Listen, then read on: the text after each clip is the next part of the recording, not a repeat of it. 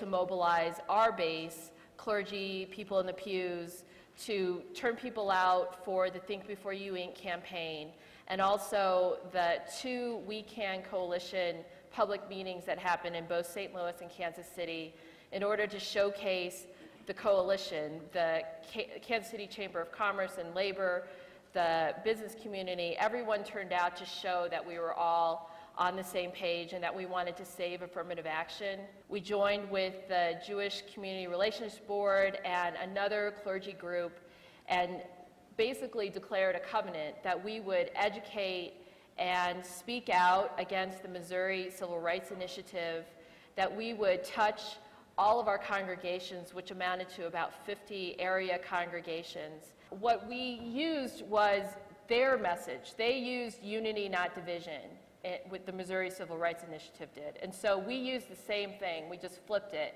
and said, unity, not division actually means what we're doing. The second thing is what we did was we just joined with as many faith leaders as possible. We also used our own message, the Gamaliel message of, abundance, and not playing on people's fears, not playing on people's, fear of scarcity, that we wanted people to see that this was about all of us being, working together. Our organization also has a national component. Gamaliel is in 21 different states, South Africa and Great Britain, and we have been working on issues, for about 20 years. One of the things that we've done in the last couple of years that's been really interesting is we took a step back in 2004 in Minnesota and really said, why are we fighting on this stuff? What is behind all of this? This is not just about winning one issue, getting one word changed in a piece of state legislation and state legislature. And we really sat back with our leaders within our congregations and had these sort of open-ended faith and democracy conversations. We've now done this in hundreds of congregations, Latino, African-American, white congregations, Christian, Muslim, Jewish congregations, and we've talked about what is it that holds us together? What's the frame behind all of this? And we've come up with something we call our worldview, and it fits right into the Opportunity Agenda and also the Center for Community Change's Campaign for Community Values.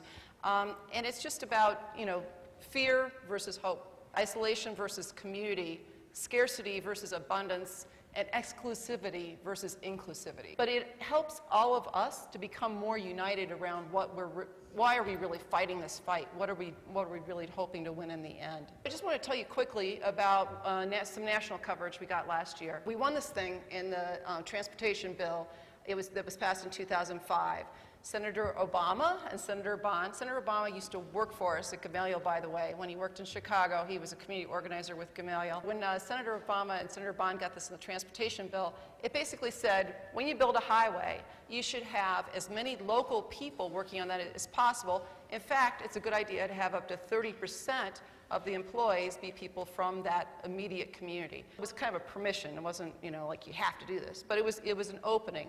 We took that plus something from the US DOT that said you should put 0.5% of federal job highway dollars into training, and we started trying to get agreements in community benefits agreements in Missouri and in other places. One thing that happened when we would go into these departments of transportation and we would go into the state legislatures is they would say, well, we can't really pass anything because we don't really know how big the problem is. I mean, how many jobs are we talking about? How many people are actually excluded? And we just got so sick of hearing that answer that we decided we're going to do our own disparity study, and it's going to be a national disparity study, and we're going to just, use it from here on out, and nobody can tell us we don't know what the problem is. And we actually showed that, in the construction workforce, there are many women and African Americans who are not represented in equal numbers to the numbers that they are in the population. So they are missing from the workforce. And that was actually true for many of for the Latinos in many of the communities that we surveyed also last year. This year, we studied the 25 metro areas. It's going to be a little bit different of a study. We talked about what makes a good job, and what we found is that the higher the rate of unionization in a town, the more the higher the wages were. But the thing that was great about this study was it allowed us to continue to do our work because we got this national coverage, and actually some of the DOT officials had heard about it before we even went into their offices. It allowed us to then win a whole bunch of local victories. On I-64, now 59 of the workers out of the 300 are low-income people, minorities, and women on that job. We won several state policies in Minnesota and Michigan, and I probably don't have time to tell you all about them. But that piece enabled us to go on and get the victories that we wanted.